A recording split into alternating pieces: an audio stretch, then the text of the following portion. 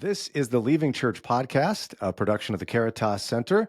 We're rediscovering how to live a life with Christ that changes us and changes the world. I'm Brian Dolan, and with me by video again, as we continue this new trend of doing video recordings, Nancy King. Nice to be with you. Nice to be with you. And I really like the visual, being able to see expression and see your face. It's great. I don't blame you. That's definitely something you would enjoy, I'd imagine. You look great too, by the way. And I will say that if you're seeing this, Nancy appears to be wearing the exact same thing she wore last time.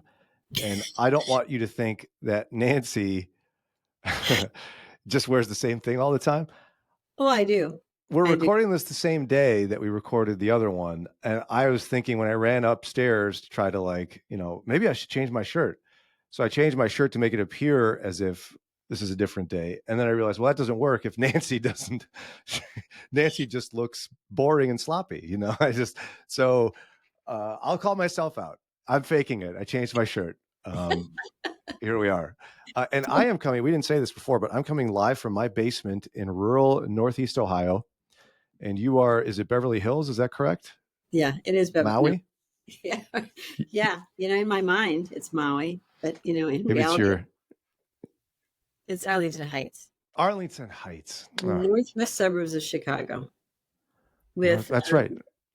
With Kipper, my little mascot, 90-year-old mascot that's, kind of keeps me accountable and all that. So now, since we are on video, and if you're just listening, you'll have to just picture it in your mind. Can we meet Kipper quickly before we start the episode? Where is she? What's she doing? Okay. For those listening, Nancy's gotten up. She's gone to the nearby couch. She's carrying little Kipper. Hi, Kipper. Kipper is 90 years old in dog years. I mean, she's 14, but if you do the math. So she's a good model for Ray and I of how to age well. Sometimes she doesn't hear, you come back to her, she's kind of surprised. And other times you ask her to do something, she kind of looks at you like, well, I think I understand what you're saying. Do you know I'm 90? I mean, come on. You expect me to do this? And dogs have this thing too, where they can't see the screen. I don't know what it is. They pretend they can't see it. She will not make eye contact with me. Kipper. Isn't that funny? Kipper. Oh, hello, Kipper. I think she's looking at me. Maybe. Now she's staring at me. Now I'm uncomfortable. Stop it, Kipper. Stop it. Okay. We're not impressed. The joys of video. One day we'll have to have Ray pop in so we can all see Ray. Yeah, exactly. He's in the other room, but we'll do that sometime. Show and tell each week. Yeah, right. Okay. So what we want to talk about this time, there is a theologian / pastor. His name is Stanley Hauerwas. And back in 2012, he did an interview on a podcast that there's some really interesting quotes here that we want to chat through. Now, I want to make sure I sound sufficiently German. His name has got a W, Hauerwas, right? Is that right? Yes, I think that would probably be the German honorable way. Hauerwas. I pronounce it as Hauerwas. Hauerwas. He's not here, so I can't ask him. No, we could ask him. We could Google that. But, yeah, it's okay. Yeah, So here we go. I'm going to jump into this one quote I really enjoyed. It's provocative, and we can chew on this for a minute. He says this: I think evangelicalism is destined to die of its own success, and it will go the way of mainstream Protestantism because it depends far too much on charismatic pastors, and charisma will only take you so far. Evangelicalism is constantly under the burden of reinventing the wheel, and you just get tired. For example, I'm a big advocate of morning prayer. I love morning prayer. And he's saying this, by the way, not in the context of, I get up in the morning, I like to pray in the morning. Mm-hmm. He's saying a very specific, it's got a title, morning prayer. Okay, so he said we do the same thing every morning. We don't have to make it up. We know we're going to say these prayers. We know we're going to join in reading of the psalm. And we're going to have these scripture readings. I mean, there's much to be said for Christianity as repetition. And I think evangelicalism doesn't have enough repetition in a way that will form Christians to survive in a world that constantly tempts us to always think we have to do something new. Mm-hmm. Now, for someone who grew up in a more traditional church setting, he's clearly hearkening to a more liturgical approach to church, Mhm. where there's a pattern, not just of each week, but there's a pattern each year. Mhm. Uh, and every church service, as I recall it, and I really enjoy this, by the way, each service has an Old Testament reading, a Mhm. reading from the Psalms, and a reading from the epistles, and a gospel reading. And for the Mhm. gospel reading, we all stand. Mhm. Mhm. And that is it's not just a Roman Catholic thing or an Orthodox thing. There's many mainline Protestants who do this. He seems to be hearkening back to that. And he thinks that's the recipe that could ultimately, in my mind, save us, right? But he's saying evangelicals who just rely on a charismatic person, not going to make it, forces you to reinvent. Are you buying into this? I am. I am. I am buying into it big time because I think that he's inherently saying something more here than I think he's addressing evangelicalism, the whole programming, um, uh, the celebrity pastors, that there's always something new on the horizon that we can follow. He's going to the whole notion of devotion that's not based on the whims and the trends of the culture, but is grounded in church history. So whether it's Lutheran or Presbyterian or Methodist or Catholic, or there's a rootedness of the liturgy that's grounded in this sense of something bigger than myself. And yet, the common critique you hear, right, for people who are not used to that type of worship or have done it before, they'll say, oh, it's just you repeat the same thing. It loses its meaning. You're not even thinking. You're just saying. Mm-hmm. How do you respond to that? Because I've been in places where I feel that way in some respects. Well, and the Book of Common Prayer, is one of the devotional books that follow the liturgy of the church. I find the prayers, the eloquence and the depth, the theological depth of the prayers, are something that I would have to work really hard at to be able to pray myself. And so I think it gives words to the soul that when I'm left just praying by myself, I can easily digress to a narcissistic, self-centered what's on my mind today and really lose this notion of the majesty, the grandeur, the bigness of who God is, and in light of that, what he, our relationship with him. And that's what the liturgical bent really goes to, is um, pulling us up and out of ourselves to a larger reality. In addition, I think there's something comforting about knowing that if I'm reading the gospel, passage in Mark, someone in southern China that's following the morning prayer is reading the gospel as well. If they're And so, following that same calendar, you're saying. yeah, if they're Yeah. following that same calendar, and there's something consoling to me of like I'm not just doing this on my own. I'm standing with the priesthood of believers that are committed to this form of prayer and to this devotional practice. I'm just thinking to myself, those who are more repulsed by a liturgical way to do it, right? I don't know that they realize that they fall into their own patterns. There's Mm-hmm. phraseology that becomes back pocket when you're praying, because when you have to improvise a prayer, it really it can get weird. People constantly repeat words and phrases, and I wonder if that's almost a heart's longing for a liturgy, maybe.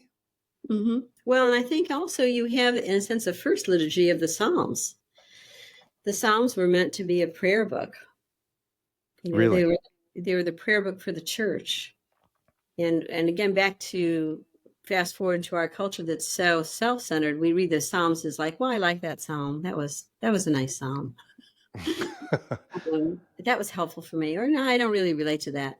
But it was meant and in the monastic tradition, they memorize the Psalms, and so they become internalized as an avenue of prayer according to whatever is happening in their life.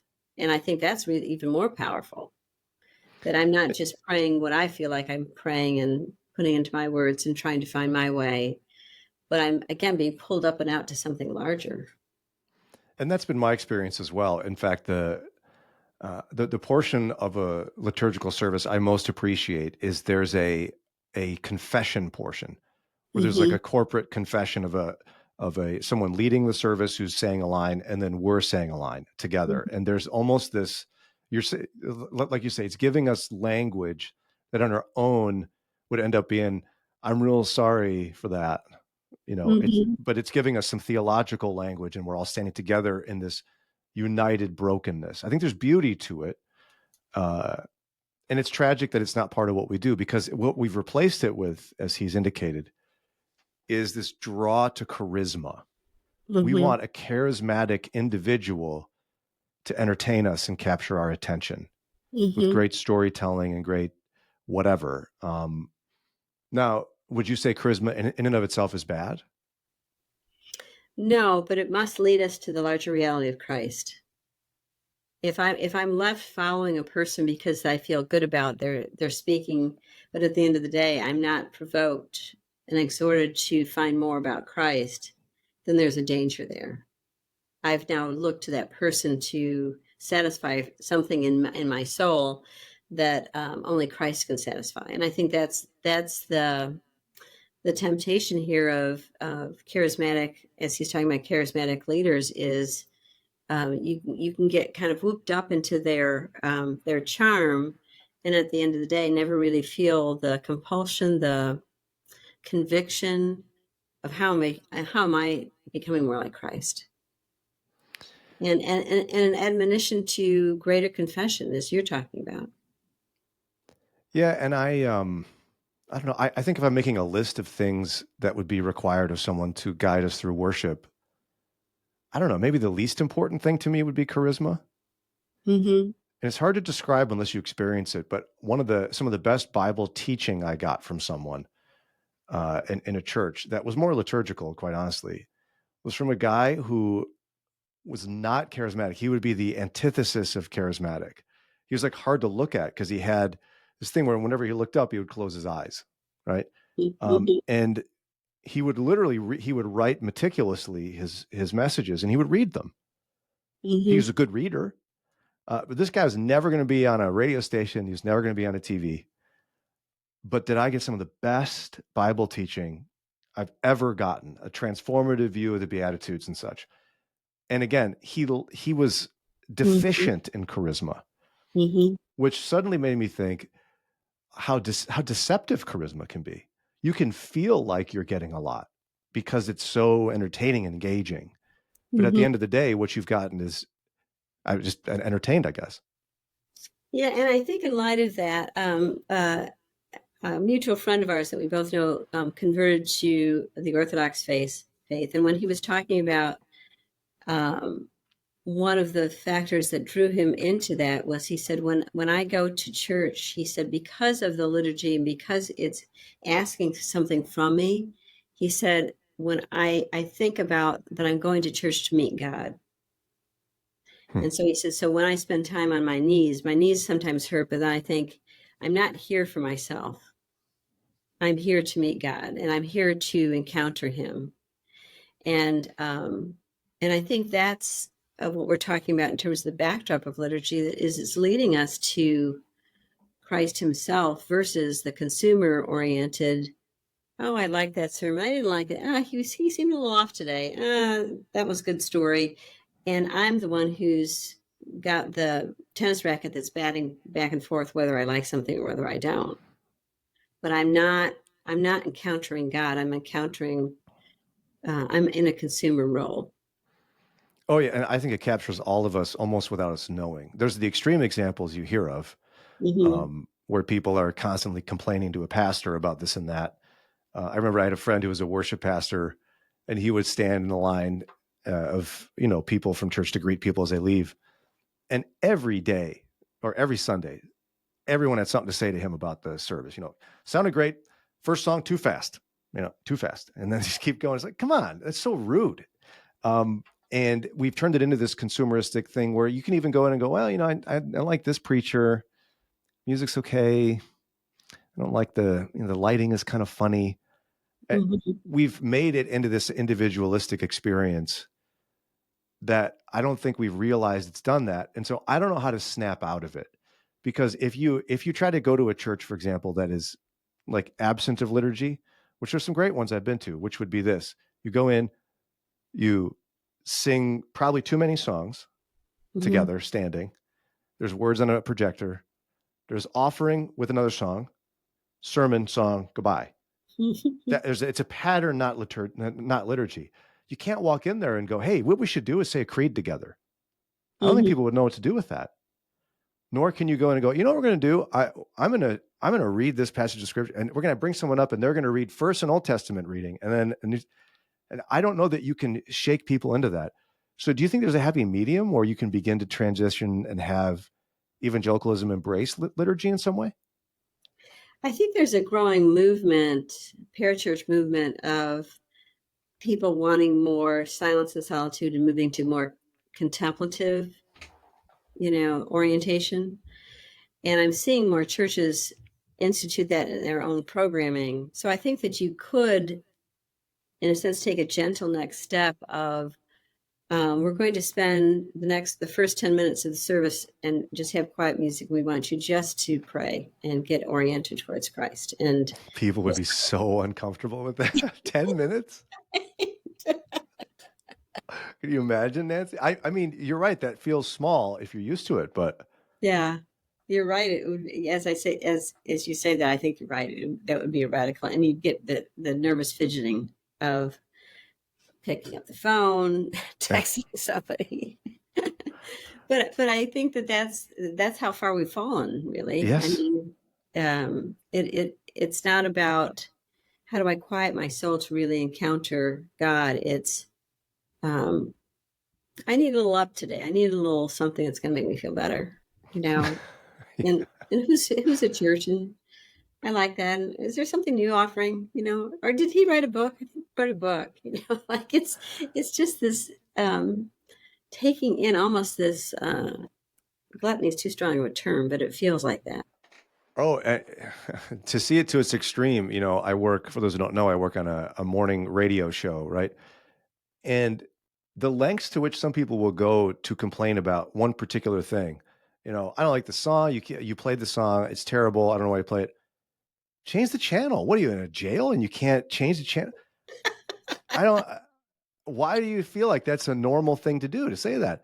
And then just today, when we're recording this, we're in the morning, and I've been doing this for quite a while. So I've had a couple of different colleagues. Somebody decided to write in, hey, just so you know, I liked this person when they were on with you. She was great. And I like this person. She was great too. This person you have with you now, and not a big fan. Kind of annoying. Da, da, da, da. Guess who was reading that when they submitted it? The people they don't like. Like, what would possess you to think that this is about you? uh, and we take that into church, and Hmm. this is why it sounds like we're doing an infomercial of some sort for liturgy. But wait, there's more. If you, but you're right. It's like something bigger than yourself. Yeah, It's yeah. calling you to be part of something that's bigger than you, and it's bigger than you because you can't possibly improvise this, and there's a pattern in place that's been set before you. Um, so how do you talk to somebody who, somebody's never been a part of it and they feel like the roteness of it is not thoughtful? Like, how do you get into that zone? I think that I can go from my experience as well as my encouragement to people is from my own experience growing, having spent a lot of years in the evangelical free tradition. It was exactly what you talked about. Two songs, offering, sermon, another song, everybody's out the door. Mm-hmm. Um, and I found myself getting restless because I wanted to connect with Christ and it wasn't happening. I know, and it was not the blame of the church, but I started attending an Anglican church, and I found the ritual of it all, the rhythm of the liturgy was again inviting me up and out of myself. So I remember one of my first experiences was so in the Anglican tradition, um, the members are all in their seats, and then when the church service starts, there's a hymn, and then the priests and the deacons and the people that are serving in the service procession forward, but they procession behind the cross. Hmm. So there's like maybe a teen or a young child, but someone's holding a cross on a large pole, and everyone's proceeding um, behind the cross. And I remember my first experience of that was being really touched by. I thought, this is what we're about. We're all about standing behind the cross, and Christ is leading us. And collectively, this is a symbol of why we're here. Um, and then a part of the service is, like you're saying, confession. And I remember thinking, wow, this confession is as true for me today as it was last Sunday. I Hmm. confess that I've not sinned, I've not loved God with my whole heart, soul, and mind, or loved my neighbor as myself. That's true. Lord, forgive me for that. And being provoked to a deeper meaning of what's really going on here in my relationship with Christ, and standing in community with everyone else that's saying the same confession.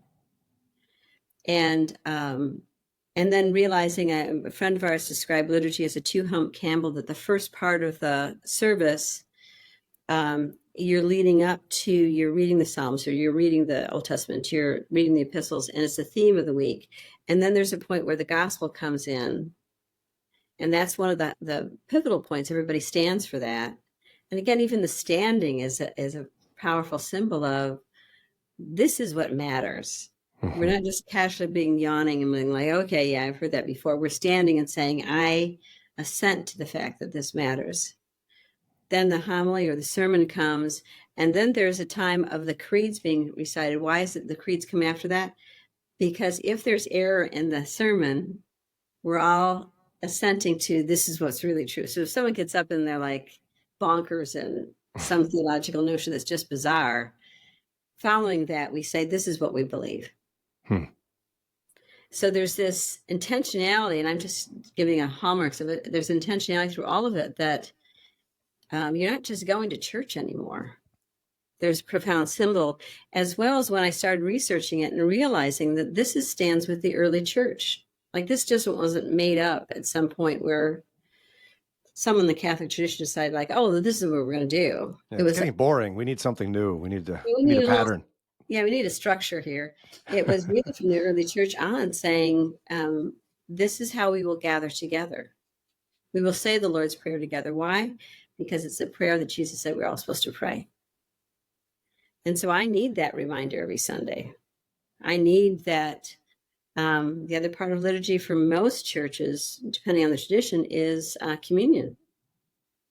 And I need that reminder of why we're gathering, because it's his death and resurrection of Christ is why we're together, period.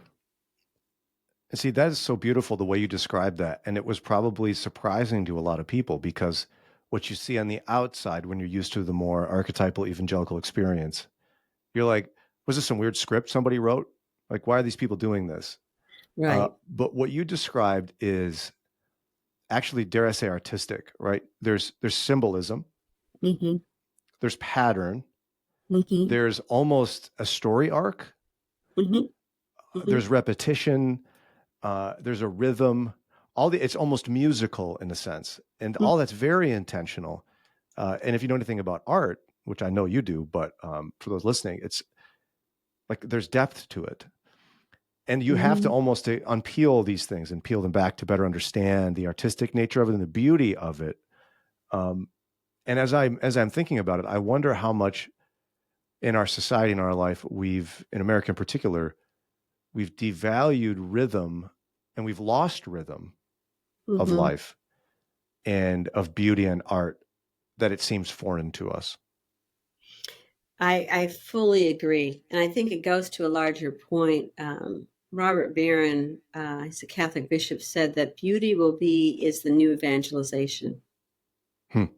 That I think that we're living in a time where we're so far away from the culture, so far away from objective truth, but I believe that beauty in poetry, in liturgy, in song, in art, that really expresses the eternal realities of what we believe will be the frontier for people coming to Christ. Well, And and and I didn't. Sorry, go ahead. and I would agree with you. I think that liturgy, there's a poetry there that's really quite beautiful.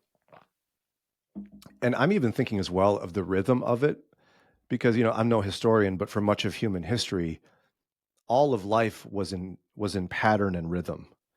Mhm. If you Mhm. think of most of human history, most people were doing some sort of agricultural work. Mhm. And all of life is built on a pattern and a rhythm of how life works with the harvest and we see remnants of it in school calendars, right? The one that amused me as a kid was there was portions of Wisconsin. I grew up in Minnesota. Wisconsin had days off that felt random, but what they actually were was the beginning of hunting season. And there was a Mhm. rhythm of families hunting every fall, right? So nobody would go to school anyway, so they'd call it off. I think as we enter such modern society, right?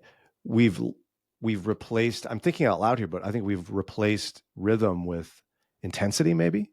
How would you characterize it? Say more on that. I think that you're Well, onto something. like we're all just we're ripping and running. I'm no longer in an easy rhythm of life, a predictable pattern. It's chaos. It's I got to go here, I got to go there, I go to work, I get up, I get the kids, go to the activities, go to bed. Da, da, da, da, da, da, da, da, da. A day might feel like it's got rhythm because you've got routine, but I think routine and rhythm may be different. Mhm. Yeah, and I think it goes to the that whole notion of workism. I mean that we're driven by accomplishment and achievement and task. And I love your point about the that all of history was a rhythm. I love that. I think that that's true. I mean, you look quite simply at the Ten Commandments, the mandate for Sabbath. That's profound rhythm. God says, completely stop and rest. And I'm requiring you to stop and rest. Why? Because he's mandating a rhythm for our lives. Well, you can't, and we talk about this in the program. You can't have Sabbath if you are pushing Monday through Saturday and exhausted Saturday night, and then expect that Sunday is going to be this spiritual and physical refreshment. So that means then that you have to orchestrate the rest of your week so that you look forward to Sunday truly being a Sabbath, truly being a day of rest. Yeah, and that liturgical rhythm is interesting, right? Because those services are typically relatively short compared to other religious traditions. You could Mm-hmm. do 30 to 45 minutes of a liturgical service and be complete, and yet it doesn't feel fast. Mm-hmm. There's an Mm-hmm. easiness to no one's rushing to the next thing, but there Mm-hmm. feels like there's constant motion, almost like a wave, right? Like and some traditions are more extreme than others, but there's there's not there's a pattern, but it's not repetitive. Mm-hmm. It's repetitive in Mm-hmm. that it's a pattern from last week. There's a familiarity, but it's not the stand and sing too much. I'm on the too Mm-hmm. much thing. I've been to a number of churches where it's like you sing 3 songs, then you're like, and we're not done. We're singing another very long song. And Brian's about to sit down, and no, we're not done again. There's another song, and it's just like the last one, and it sounds the same. Please be done. Uh, I never feel that in a liturgical rhythm. I never feel that. Yeah. Is this echoing with you at all and connecting to you? Yeah. And I think you're voicing where I find it so refreshing now is that I really look forward to going to church. It's not a work for me anymore. And to your point, there was a transition in my life where I just was restless. I was like, this is not doing anything, and it's nobody's fault. Something's going on for me, and that's where the Lord led me to an Anglican church, and then Ray soon joined me after with that, and had a same kind of experience. And I really felt like, how did I miss not meeting God all these years? Again, Right. nothing. It wasn't. They weren't doing something wrong. It was God's moving in me to say, there's more here that I want to offer you. And I think that's the beauty of liturgy. One of the things that I've seen when you're talking about rhythm is we have started to offer year 3, and I call it Monastery Without Walls. In that, I invite the members to be a part of a small group for 4 retreats, basically 9 months, and submit to living in a more contemplative way, observing the morning office in the morning, sometime during the day, and then at night. And that's just one thing of some of the things that they commit to. But I have seen such changes in people just by that alone. Them Wow. coming and saying, at first it seemed like a burden. It's like I wasn't sure I was going to get in, then I'd miss it and I'd feel guilty. But now I'm seeing that it's actually a refreshment to me, that I stop, I pray the short morning liturgy. It has formal prayers and stuff. And it centers me. It focuses me. I feel like I've got my north point again. And it's not a burden. And I think that's what God wants, is to live our lives in rhythm with him. But if we try to do it ourselves, we either set up impossible standards or we go offline and just don't do it. And that's why I think we're standing with a larger tradition of liturgy. And we're also developing a rhythm on this podcast of the lawn service coming when we're when we're talking. They're coming in waves, and I think that it's intentional. I think that they're very intentional. But now somebody could be, if they made it through our talking of what liturgy is and such, and they're not used to that tradition, they really like going in and singing a bunch of songs and raising their hand, and they're like, "You guys are mean. Are you saying you're better than me, and I'm doing it wrong?" Is that what you're saying, Nancy? Not at all. Not at all. And I think that God is always inviting us to more. And so I think that the challenge for all of us is, have I become too comfortable in my faith where I don't want to consider anything new? Yeah. And I think that's true for all of us, whether you're in the liturgical, it doesn't matter what tradition you're in. It's it has become more comfortable to know that than to know more of Christ, because he is our creator God. So he always is creating something new, inviting us to something new in our lives, in our souls, in our relationships, in our world, if we let him. And I think there's also, right, those who have drifted from church, and they maybe they were looking for more depth and more symbolism and more rhythm. You can't necessarily attribute your experience to one church experience, right? Why not try something more liturgical, even if you didn't grow up in it? It must have been a big move for you to go from, you said evangelical free to Anglican. That's like night and day. It wasn't. I was teaching spiritual formation at Moody during that time. And so I was reading a lot of the church fathers and mothers. I was reading about the early church. I was teaching about the early church. And I found myself, I remember at one point going, how do we move so far away from this? Like, if this is my roots, like, how did the church end up in something that doesn't look like the early church? And inherent in that then was the whole notion of liturgy, and realizing that there's this just deeply rooted, meaningful pattern that the early church established that I became familiar with, and then through some circumstances, and not worth going into, was exposed to a Anglican church and started attending. And I remember the first 6 weeks that I attended that service, I wept my way through the service. Which is, I'm not a weeper by nature. No. And so I was a little undone by what was happening. And then Ray started joining me. And then he had about 6 weeks as well, where he would just, he would just lose it. Because Wow. the poetry, the grandeur, the majesty, the music was only there to supplement this larger reality of Christ crucified and Christ resurrected. And I just don't think you can be in that zone and not be undone.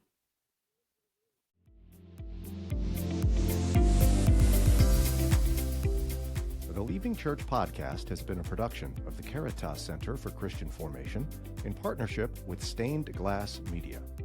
Don't forget to subscribe to, rate, and review this podcast to help us spread the word.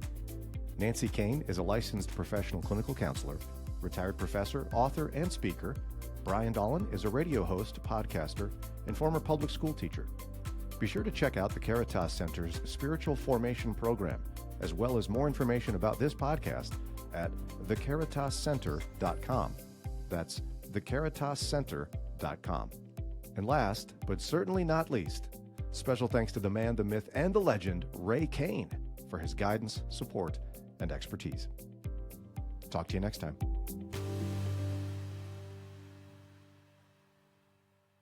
This is a Stained Glass Media production.